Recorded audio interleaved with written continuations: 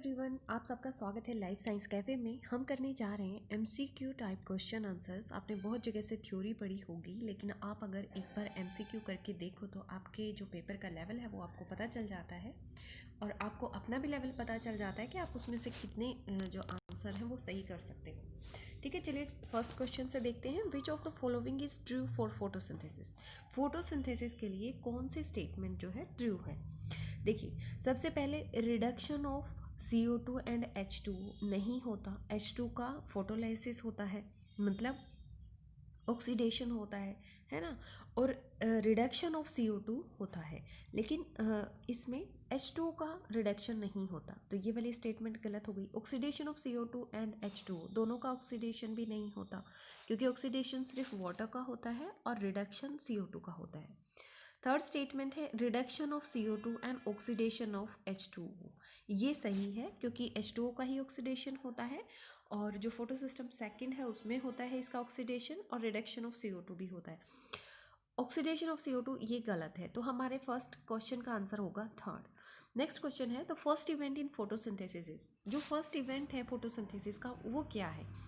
देखिए, इसमें जो भी इवेंट्स दे रखे हैं आपको पता होना चाहिए। ATP सिंथेसिस कब होती है, लाइट रिएक्शन के बाद, है ना। तो लाइट रिएक्शन की है ये, तो फर्स्ट स्टेप कैसे हो सकता है। फोटो एक्साइटेशन ऑफ क्लोरोफिल, इसको एक बार के लिए छोड़ देते हैं, ठीक है। फोटोलाइसिस ऑफ वाटर कब होता है, जब हमारी सोलर एनर्जी जो है वो रिसीव हो जाती है, उसके बाद फोटोलाइसिस ऑफ वाटर होती है, जिसकी वजह से ऑक्सीजन निकलती है और ये सब प्रोसेस होती है, तो ये भी बाद की है। रिलीज ऑफ ऑक्सीजन कब होती है, ये तो फोटोलाइसिस के बाद ही होगी, जब वाटर का फोटोलाइसिस हो जाएगा या ऑक्सीडेशन आप कहते हो वो हो जाएगा, तब निकलेगी। तो ऑप्शन हमारे पास एक ही बचा है कि फोटो एक्साइटेशन ऑफ क्लोरोफिल, मतलब जैसे ही सनलाइट को एब्जॉर्ब करेंगे क्लोरोफिल में जो मॉलिक्यूल्स होते हैं वो, तो उनकी एक्साइटेशन हो जाएगी, फोटो एक्साइटेशन कहते हैं उसे। ठीक है, तो सही आंसर होगा आपका सेकेंड। थर्ड है इन chloroplast chlorophyll is present in. Chloroplast में क्लोरोफिल कहाँ प्रेजेंट होता है। इनर आउटर मेम्ब्रेन के चक्कर में पढ़ो ही मत, क्योंकि क्लोरोप्लास्ट में क्लोरोफिल जो थाइलाकोइड में प्रेजेंट होता है, ठीक है। स्ट्रोमा वो होता है जो लिक्विड मीडियम होता है, और इनर और आउटर मेम्ब्रेन जो है क्लोरोप्लास्ट की, जहाँ पे बहुत सारी क्रियाएं होती हैं, जो रिएक्शंस होती हैं। थाइलाकोइड मेम्ब्रेन को आप याद कर लो, ज़्यादा कुछ चक्कर में नहीं पड़ना है। Who describe the first action spectrum of photosynthesis. Photosynthesis का फर्स्ट एक्शन स्पेक्ट्रम किसने, इगलमान ने जो है डिस्क्राइब किया था। तो इसका सही आंसर क्या होगा आपका सेकंड वाला, ठीक है। एक्शन स्पेक्ट्रम क्या होता है ये भी पता होना चाहिए। उससे पहले ना हम एक बार ये वाला कर लेते हैं थोड़ा सा डिटेल में। क्लोरोप्लास्ट जो होता है, क्लोरोफिल प्रेजेंट कहाँ होता है उसमें, थाइलाकोइड में प्रेजेंट होता है। देखो, जो क्लोरोप्लास्ट है डिस्क शेप्ड ग्रीन प्लास्टिड है, जो कि सभी ग्रीन प्लांट्स में प्रेजेंट होता है। क्लोरोप्लास्ट को क्या कहेंगे, डिस्कोइड शेप ग्रीन प्लास्टिड, ठीक है। प्लास्टिड सारे प्लांट में प्रेजेंट होते हैं और ये डिस्कोइड शेप का है, ठीक है। ये एक्चुअल साइट है फोटोसिंथेसिस की। क्लोरोप्लास्ट क्या है, एक्चुअल साइट है फोटोसिंथेसिस का, ठीक है। अब जो इनर स्पेस होता है वो आउटर स्पेस होता है, वो दोनों की जो थिकनेस होती है वो अलग अलग होती है। तो उनके बीच में जो आउटर और इनर मेम्ब्रेन है, इनके बीच में एक स्पेस भी प्रेजेंट होता है, ठीक है। ये सपोज इनर मेम्ब्रेन है, ये वाली आउटर मेम्ब्रेन है, तो इंटर मेम्ब्रेन स्पेस प्रेजेंट होता है। ये वाला जो स्पेस है ये इंटर मेम्ब्रेन स्पेस है, ठीक है। ये 10 टू जो इंटर मेम्ब्रेन स्पेस है 10 to 12 नैनोमीटर थिक होता है। ट्रांसल्यूसेंट स्पेस है दोनों मेम्ब्रेन के बीच में। तो जो आपकी इनर मेम्ब्रेन है और जो आउटर मेम्ब्रेन है, तो इसकी मोटाई कितनी होगी, 9 to 10 नैनोमीटर, ठीक है। थोड़ा बहुत एक बार देख लो, हो सकता है इस पे क्वेश्चन आए ना आए, कोई बात नहीं, लेकिन आपको थोड़ा सा पता होना चाहिए। अब जो हमारा क्लोरोप्लास्ट होता है वो इस तरह से होता है, ठीक है, राउंडेड स्ट्रक्चर होता है। सपोज ये जो एक लाइन है ये डबल लेयर की इनर मेम्ब्रेन है और एक बाहर वाली है आउटर मेम्ब्रेन। इन दोनों के बीच का जो स्पेस है वो इंटर मेम्ब्रेन स्पेस है, ठीक है। अब इसमें ऐसे कॉइन शेप के स्ट्रक्चर्स प्रेजेंट होते हैं, उनको क्या बोलते हैं, उनको थाइलाकोइड बोलते हैं, ठीक है। थाइलाकोइड, इनकी जो मेम्ब्रेन है वो थाइलाकोइड मेम्ब्रेन प्रेजेंट होगी, और इसमें जो होता है ना वो फोटोसिस्टम सेकेंड होता है इसके कॉर्नर पे।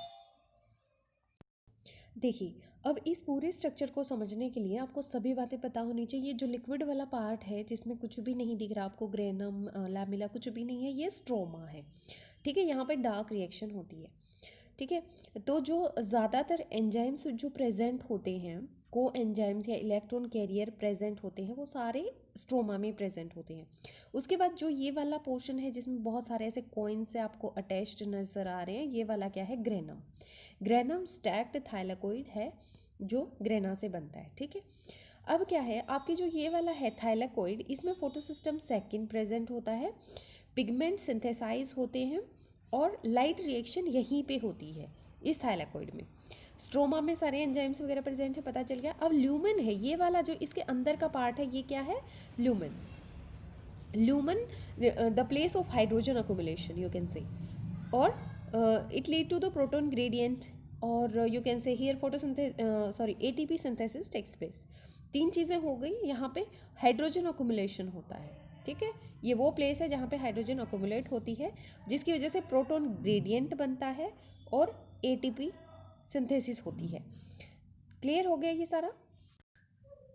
Who describe the first action spectrum of photosynthesis. Action spectrum की हम बात कर रहे थे। एक्शन स्पेक्ट्रम वो होता है जो एक्चुअल रेट ऑफ फोटोसिंथेसिस होता है ना, उसे एक्शन स्पेक्ट्रम कहते हैं। लेकिन ये फोटोसिंथेसिस रिलेशन में होता है, किसके रिलेशन में, जितनी वेवलेंथ ऑफ लाइट एब्जॉर्ब होती है उतनी ही फोटोसिंथेसिस होती है, ठीक है।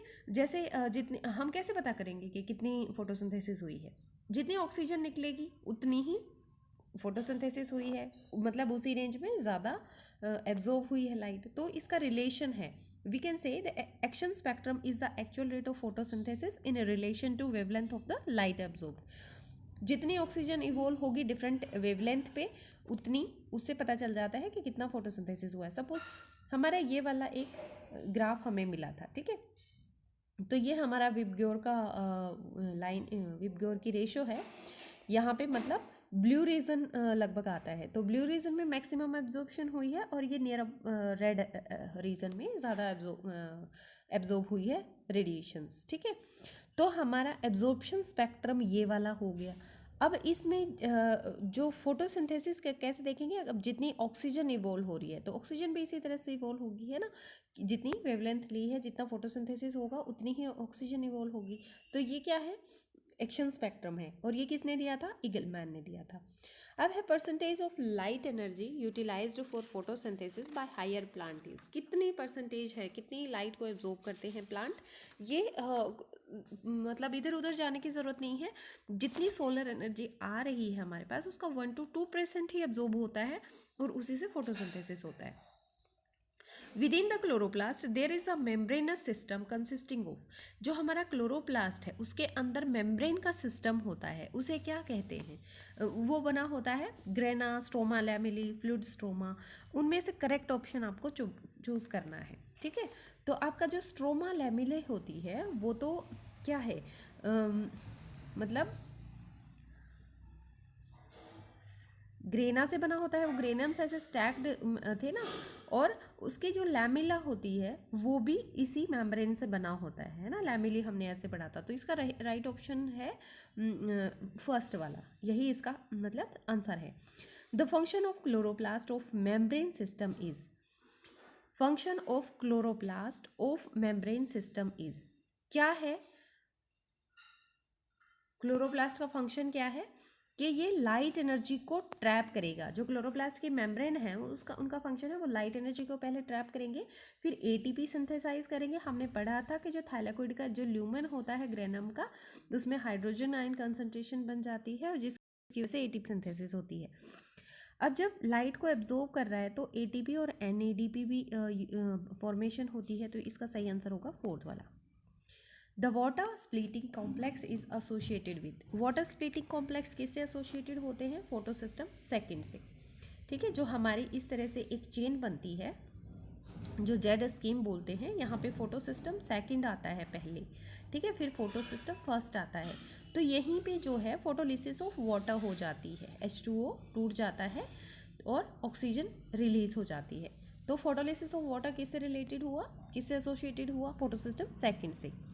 नेक्स्ट पॉइंट है which of the following is correct reaction of photosynthesis. कौन सी करेक्ट रिएक्शन होती है, कहीं पे भी इसको इस तरह से पजल करने के लिए आपको दे देंगे तो आपको पता होना चाहिए 6 12, ठीक है, 6 का डबल, कहीं पे भी इसमें नहीं दिया हुआ। या फिर आप ये देख सकते हो कि यहाँ पे कार्बोहाइड्रेट बनती है हमेशा, ऑक्सीजन बनती है और वाटर भी रिलीज होता है थोड़ा बहुत, ठीक है। अगर कभी ये भी दिया जाए यहाँ पे कार्बोहाइड्रेट फॉर्मेशन और ऑक्सीजन, तो आपको कंफ्यूज नहीं होना है। किसी और ऑप्शन में अगर ऐसा नहीं दिया हुआ तो वही राइट आंसर होगा।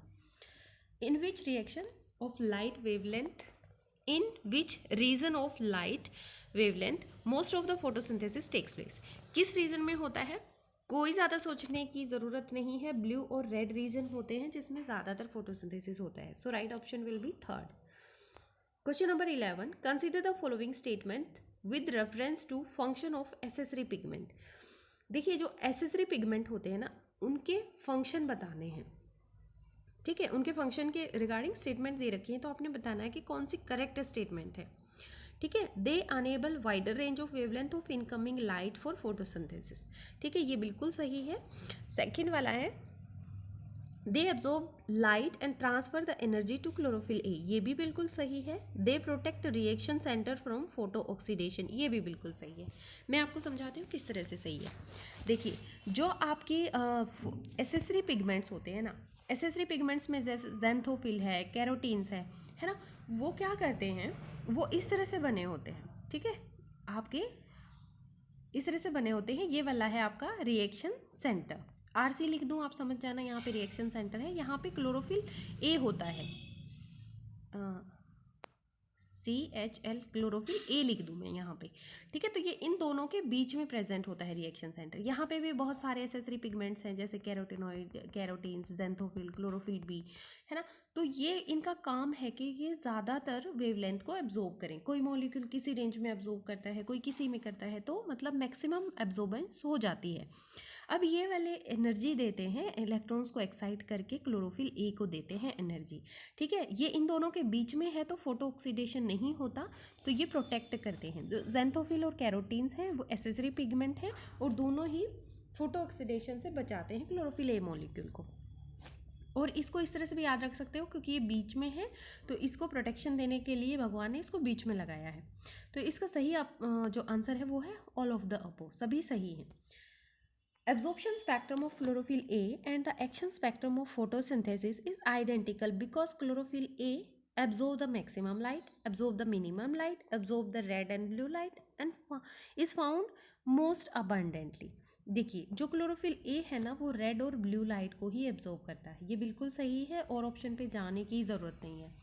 13 है a graph that plots the rate at which CO2 is converted to glucose versus the wavelength of light illuminating a leaf is called। जो हमने ग्राफ किया था जिसमें CO2 कन्वर्ट होती है ग्लूकोज में, इसका मतलब photosynthesis versus wavelength of light absorption.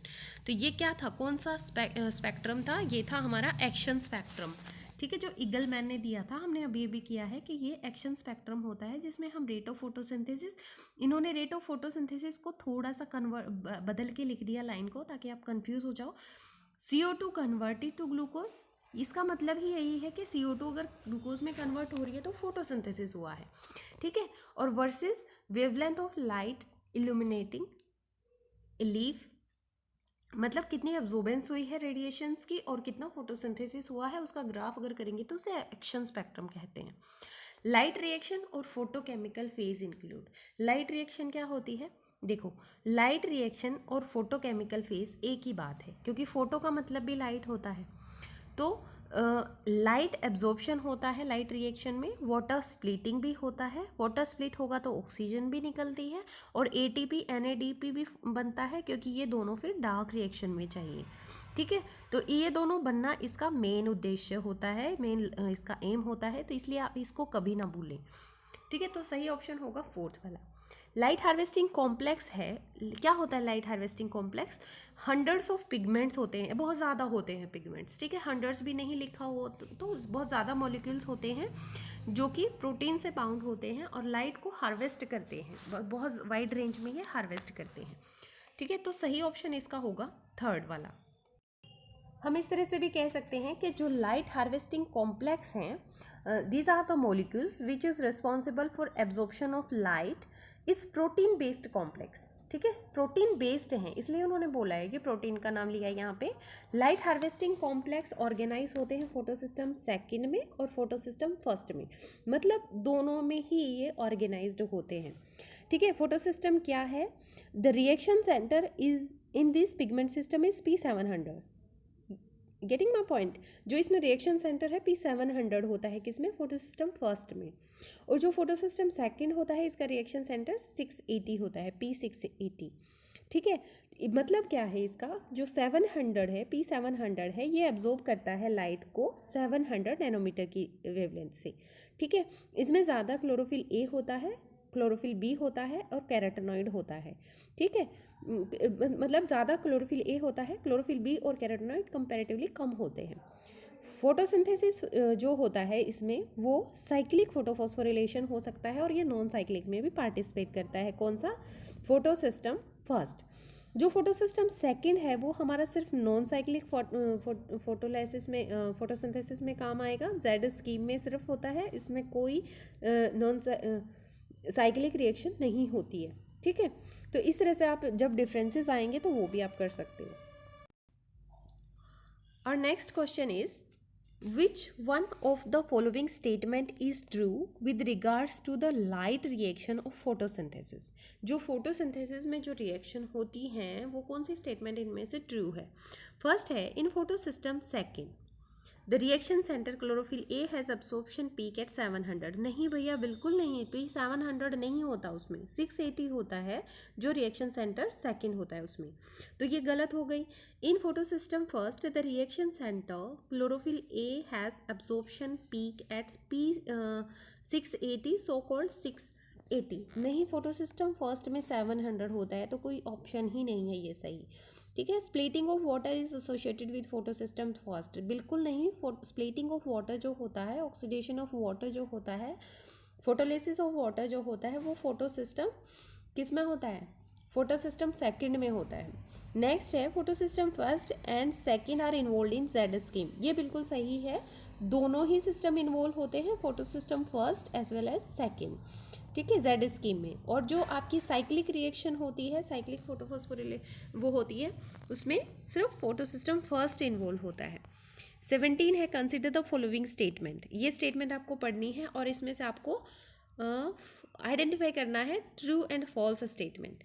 17 में देखो, in the photorespiration pathway there is neither synthesis of sugar nor ATP formation takes place. देखो, जो फोटो रेस्पिरेशन पाथवे होता है ना, उसमें ना तो सिंथेसिस होता है शुगर का, ना ही एटीपी फॉर्मेशन होता है।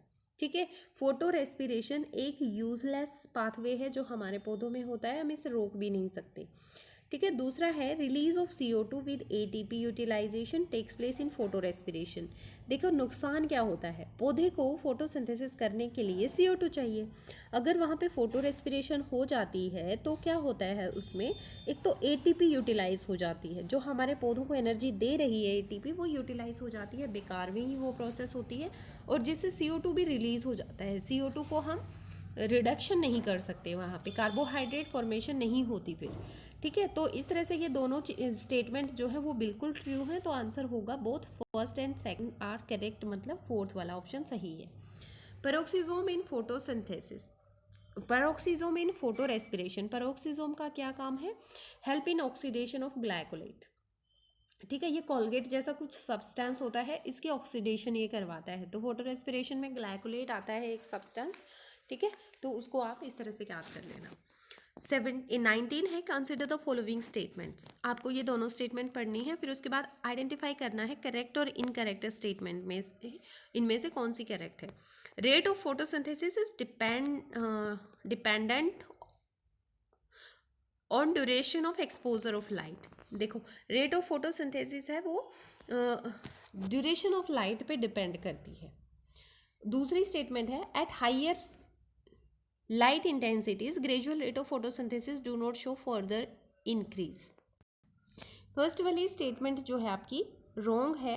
देखिए, इंडिपेंडेंट नहीं है, इंडिपेंडेंट लिखा हुआ है यहाँ पे, duration of exposure of light के इंडिपेंडेंट नहीं होती, डिपेंड होती है, तो ये फर्स्ट वाली स्टेटमेंट गलत है। जो हाई लाइट इंटेंसिटी होती है gradual rate of photosynthesis do not show further increase. देखो हम किसी भी चीज़ को अगर बढ़ाते रहें तो एक लेवल ऐसा आएगा कि वो वहाँ पे जाके नहीं बढ़ेगी। तो ग्रेजुअल इंक्रीज करते रहें, क्या फ़र्क पड़ता है, इंटेंसिटी को हम कितना भी बढ़ा दें फोटोसिंथेसिस नहीं बढ़ेगा। तो ये वाली स्टेटमेंट बिल्कुल सही है। So answer will B second. Statement first is incorrect. ठीक है, क्योंकि किसी और में लिखा नहीं हुआ कुछ भी। स्टेटमेंट फर्स्ट इज करेक्ट, ये गलत हो गई। बोथ स्टेटमेंट करेक्ट नहीं है, बोथ स्टेटमेंट इनकरेक्ट नहीं है। स्टेटमेंट जो सेकंड है, जो फर्स्ट है, वो इनकरेक्ट है। ठीक है, क्वेश्चन का आंसर समझ में आ जाता है, लेकिन इस तरह से जब आप टिक करते हो तो गलती हो जाती है। Under normal condition which one of the following is a major limiting factor. जब नॉर्मल कंडीशंस होती हैं, लिमिटिंग फैक्टर क्या होते हैं आपको पता है? लिमिटिंग फैक्टर ब्लैकमैन ने दिया था कि जब बहुत सारे फैक्टर्स अवेलेबल होते हैं तो वो फैक्टर जो अपने मिनिमम वैल्यू के पास होता है वो ही फोटोसिंथेसिस को कंट्रोल करता है। सपोज पानी की कमी हो गई है, ये अपनी बिल्कुल लोवेस्ट वैल्यू के पास है पानी, तो यही उसका लिमिटिंग फैक्टर हो जाएगा। ठीक है, अगर और कोई भी फैक्टर होता है तो वो क्या करता है, ब्लैकमैन ने 1905 में दिया था। ठीक है, according to this law when a chemical process is affected by more than one factor then its rate will be determined by the factor which is nearest to its minimal value। समझ रहे हो? मतलब अगर light, CO2, temperature, chlorophyll सारे present हैं और temperature इसकी minimum value के पास पहुंच गया है तो उस टाइम पे टेम्परेचर इसका लिमिटिंग फैक्टर होगा। लेकिन यहाँ पे इन्होंने पूछा है कि नॉर्मल कंडीशंस में कौन सा फैक्टर लिमिटिंग फैक्टर होगा। So answer will B CO2, क्योंकि कंडीशन नॉर्मल है तो लाइट भी अवेलेबल होगी, टेम्परेचर भी अवेलेबल होगा, क्लोरोफिल भी अवेलेबल होगा। लेकिन CO2 हमारी पौधों के हिसाब से जो हमारी अभी एटमॉस्फेयर में CO2 है वो बहुत कम है, तो लिमिटिंग फैक्टर जो होगा वो CO2 होगा। Answer will B second. 21 है, photophosphorylation in chloroplast is most similar to. जो फोटोफोस्फोरिलेशन होता है क्लोरोप्लास्ट में वो किसके सिमिलर है? ठीक है, तो हमें ये बताना है mitochondrial substrate level photophosphorylation, mitochondrial oxidative phosphorylation, ये सही है। माइटोकॉन्ड्रियल ऑक्सीडेटिव फोस्फोरिलेशन होता है। ठीक है, 22 है, photosystem first is a photosynthetic pigment system located on the appressed part of the grana and thylakoid. ये कह रहे हैं कि जो फोटोसिस्टम फर्स्ट है वो अप्रेस्ड रीजन में प्रेजेंट होते हैं, ग्रेना में और थैलाकोइड में। हमने पढ़ा था कि ये फोटोसिस्टम फर्स्ट अप्रेस्ड रीजन में प्रेजेंट होते हैं, गलत है ये तो। Photosystem second is photosynthesis pigment located in non apprised part of the stroma. ये स्ट्रोमा में प्रेजेंट होता है, कोई ये थैलाकोइड में पढ़ा था, तो ये वाली भी गलत है। So right answer will be fourth. Both statements are incorrect. ATPase has, ATP के पास क्या होता है?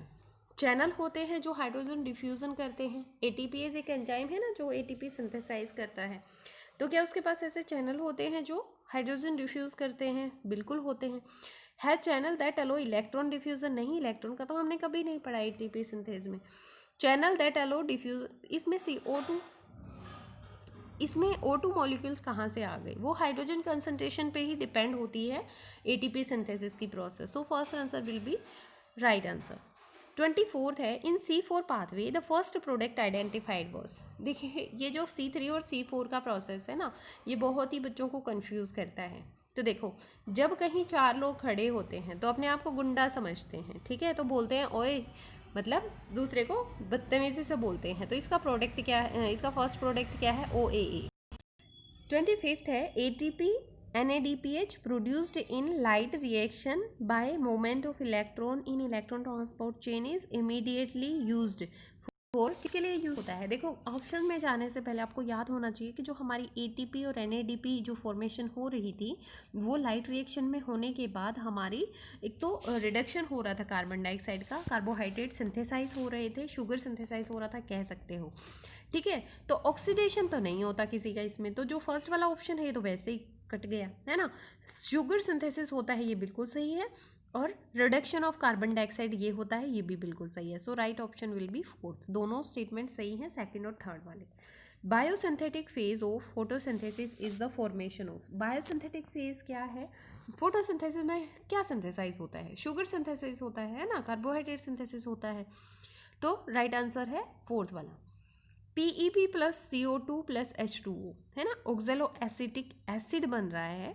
तो आइडेंटिफाई करना है हमें H3PO4 प्लस ऑक्जेलोएसिटिक एसिड बन रहा है, तो X क्या है यहाँ पे, ठीक है। तो X क्या है आप बताइए, PEP कार्बोक्सिलेज है, समझ रहे हो।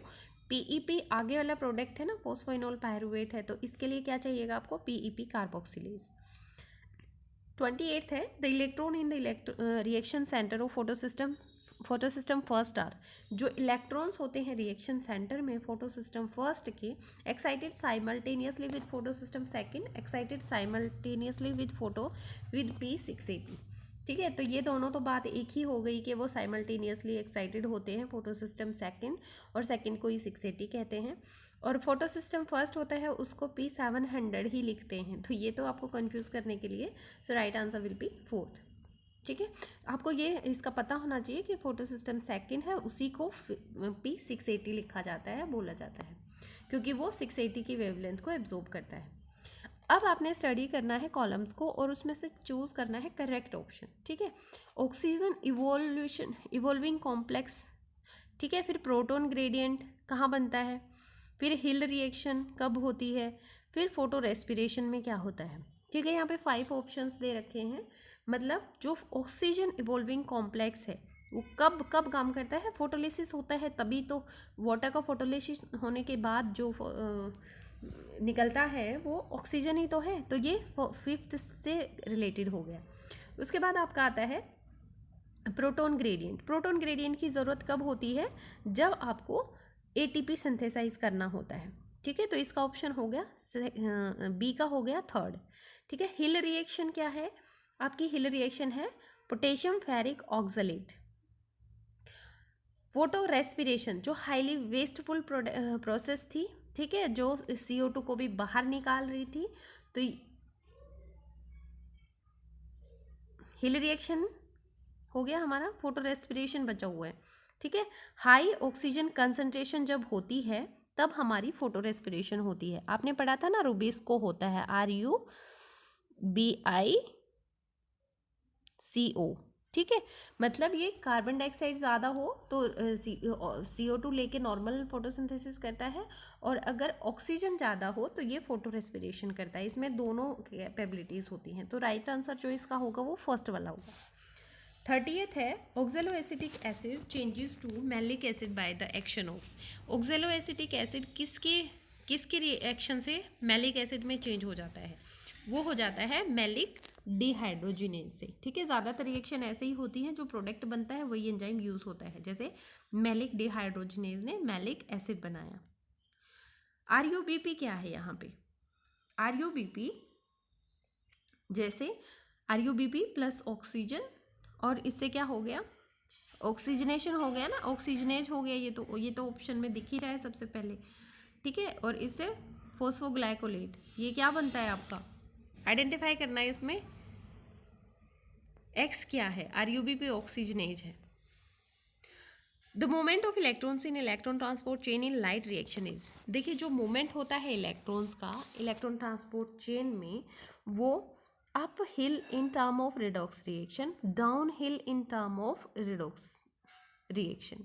तो इसका जो सही आंसर है वो सेकंड वाला है, डाउन हिल होता है in term of redox reaction. Which activity is performed by photosystem first in light reaction, photosystem first से क्या एक्टिविटी परफॉर्म होती है, देखिए जो फोटोसिस्टम फर्स्ट होता है ना, उससे रिडक्शन होता है किसका, NADP का, NADP पॉजिटिव का रिडक्शन होता है। अब है बात लॉ ऑफ लिमिटिंग फैक्टर की, in relation to photosynthesis is proposed by, किसने दिया था ये लॉ ऑफ लिमिटिंग फैक्टर, ये दिया था ब्लैकमैन ने, हमने लास्ट वाले क्वेश्चन में भी इसको पढ़ा था, ठीक है। मैक्सिमम फोटोसिंथेसिस किस में होती है, अब देखिए हमने पढ़ा था कि मैक्सिमम फोटोसिंथेसिस अगर हम विबग्योर की बात करें तो ब्लू और रेड रीजन दोनों में होती है, लेकिन इन्होंने यहाँ पे अलग अलग ऑप्शन दिए हैं, तो right answer will be first, red region में मैक्सिमम फोटोसिंथेसिस होती है। नॉन साइक्लिक फोटोफॉस्फोरिलेशन अकर इन, नॉन साइक्लिक फोटोफॉस्फोरिलेशन कहाँ होता है, stroma lamella, grana lamella, chloroplast membrane, इसमें से आपको करेक्ट ऑप्शन चूज करना है, ठीक है। तो हमारी स्ट्रोमा लैमेला और ग्रेना लैमेला आएगा, तो फर्स्ट और सेकंड ऑप्शन बिल्कुल सही है, मतलब फोर्थ वाला ऑप्शन आएगा। NADP reductase enzyme is present on the, NADP reductase enzyme कहाँ प्रेजेंट होता है, ये होता है स्ट्रोमल साइड ऑफ मेम्ब्रेन में, ठीक है, कहाँ पे प्रेजेंट होता है? Stromal side of membrane. In green plants, if green plants are incubated with oxygen 18 labeled water, which molecule will become radioactive from the given option? देखिए हमें पता है जब फोटो ऑक्सीडेशन होता है, वाटर का फोटो ऑक्सीडेशन होता है, और अगर उसमें ऑक्सीजन 18 लेबल्ड वाटर है, ठीक है, तो ऑक्सीजन ही निकलेगी ना उसी तरह से। तो राइट आंसर होगा फर्स्ट वाला। In Calvin cycle the first product identified was, Calvin cycle में कौन सा फर्स्ट प्रोडक्ट होता है? केल्विन साइकिल C3 3PGA, ठीक है, ठीक है, तो ये होता है फर्स्ट वाला ऑप्शन सही होगा। 40 है, Calvin cycle can be described under 3 stages. Kelvin cycle में कौन कौन सी स्टेजेस होती हैं? कार्बोक्सिलेशन, रिडक्शन और रीजनरेशन, ये तीनों होती हैं। तो राइट ऑप्शन होगा सेकंड वाला राइट ऑप्शन होगा, ठीक है, कार्बोक्सिलेशन, रिडक्शन और रीजनरेशन। आपको मैच करना है फॉलोइंग कॉलम्स में। कार्बोक्सिलेशन क्या होता है? फोस्फोरिलेशन, फोटोलिसिस ऑफ वाटर, जहाँ फोटोलिसिस ऑफ वाटर आ जाएगा वहाँ पे ऑक्सीजन ज़रूर इवोल्व होगी, ठीक है। तो इस तरह से नाइट्रोजोमोनास और नाइट्रोकोकस क्या करते हैं? ई का क्या होगा? कीमोसिंथेसिस, ठीक है, ये क्या है, नाइट्रोजन फिक्सेशन में काम आते हैं नाइट्रोजोमोनास, नाइट्रोकोकस। और उसके बाद आपका डी का क्या हो सकता है? फोस्फोग्लाइकोलेट, फोस्फोग्लाइकोलेट होगा फोटो रेस्पिरेशन में। फोटो रेस्पिरेशन में एक यूज़ होता है ग्लाइकोलेट, कोलगेट के नाम से मैंने याद करवाया था आपको, ठीक है। फोटोलिसिस ऑफ वाटर में ये हो गया। अब मिला लो कि जो थर्ड वाला है फोटोलिसिस ऑफ वाटर, वो फर्स्ट से रिलेटेड है और आपका सेकंड ऑप्शन सही होगा, ठीक है। इस तरह से जो क्वेश्चन आते हैं ना, उसमें आप आराम से अगर 2-3 आते हैं तो आपको सही ऑप्शन मिल जाएगा। Calvin cycle represents, Calvin cycle क्या रिप्रेजेंट करता है? रिडक्टिव कार्बोक्सिलेशन, ठीक है। केल्विन साइकिल क्या रिप्रेजेंट करता है? Reductive carboxylation. PEP present in, phosphoenol pyruvate कहाँ प्रेजेंट होता है? मेसोफिल सेल्स में। So right option will be first, ठीक है। In photosynthesis what does occur in photosystem second, photosystem second में क्या होता है? फोटोसिंथेसिस होती है ना, तो सेकंड में क्या होता है? It takes longer wavelength of light and electron excited from water. ये क्या करता है? लॉन्गर वेवलेंथ ऑफ लाइट को लेता है और इलेक्ट्रॉन्स को लेता है एक्साइटेड फ्रॉम वाटर। ये गलत है, ठीक है। It takes shorter wavelength of light and electron extracted from water, ये ठीक है, ये शॉर्टर वेवलेंथ लेता है। और शॉर्टर वेवलेंथ पहले ही पता चल जाएगा, P680 की वेवलेंथ को लेता है, और जो फोटो सिस्टम फर्स्ट आपका होता है वो 700 नैनोमीटर की वेवलेंथ को एब्जॉर्ब करता है। तो ये शॉर्टर वेवलेंथ की पहले ही आपने देखना था। और यहाँ पे एक्साइटमेंट होती है, जो इलेक्ट्रॉन्स एक्साइटेड होते हैं, हाइड्रोलिसिस ऑफ वाटर होती है ना यहाँ पे, फोटोलाइसिस ऑफ वाटर, उससे भी इलेक्ट्रॉन्स लेता है ये, ठीक है। तो दोनों फर्स्ट सेकेंड वाले में सही हैं। The movement of electrons in electron transport chain in light reaction is, जो मूवमेंट्स होती है इलेक्ट्रॉन की इलेक्ट्रॉन ट्रांसपोर्ट चेन में लाइट रिएक्शन में, वो डाउन हिल होती है in term of redox reaction, ठीक है। 46 है, the electron in reaction centre of photosystem first are, जो इलेक्ट्रॉन्स हैं रिएक्शन सेंटर में फोटोसिस्टम फर्स्ट के, वो एक्साइटेड साइमल्टेनियसली विद फोटोसिस्टम। ये वाला क्वेश्चन जो है वो रिपीट हो रहा है, ठीक है। तो इसका राइट ऑप्शन जो होगा वो होगा आइदर 1 और 2, ठीक है। मतलब इसमें होना ये चाहिए था कि जो आपका 1 और 2 दोनों ही सही हैं, क्योंकि फोटो सिस्टम सेकेंड का नाम P680 होता है, तो आइदर नहीं लिखना चाहिए था यहाँ पे। Electrons are transferred by splitting of water through electron transport chain during light reaction and reduced, electron भी ट्रांसफर होते हैं, वो फोटोलाइसिस ऑफ वाटर भी होता है इलेक्ट्रॉन ट्रांसपोर्ट चेन में। लाइट रिएक्शन में क्या बनता है इससे भाई? इससे बनता है NADP की, क्या रिड्यूस होता है? NADP positive to NADPH plus H positive, ठीक है। 48 है, photosystem first in cyclic photophosphorylation is involve in the formation of A by B movement of electrons. तो इसमें क्या है? फोटोसिस्टम फर्स्ट में साइक्लिक फोटोफॉस्फोरिलेशन इन्वॉल्व करती है फॉर्मेशन ऑफ ATP, ठीक है। And downhill redox potential, ये तो हमने कई बार पढ़ लिया ये वाला क्वेश्चन, तो फर्स्ट ऑप्शन सही होगा। इस वीडियो में सिर्फ इतना ही। Thank you for watching Life Science Cafe. अगर आपको मेरी वीडियो अच्छी लगती है तो प्लीज़ एक लाइक ज़रूर कर देना। Thank you once again.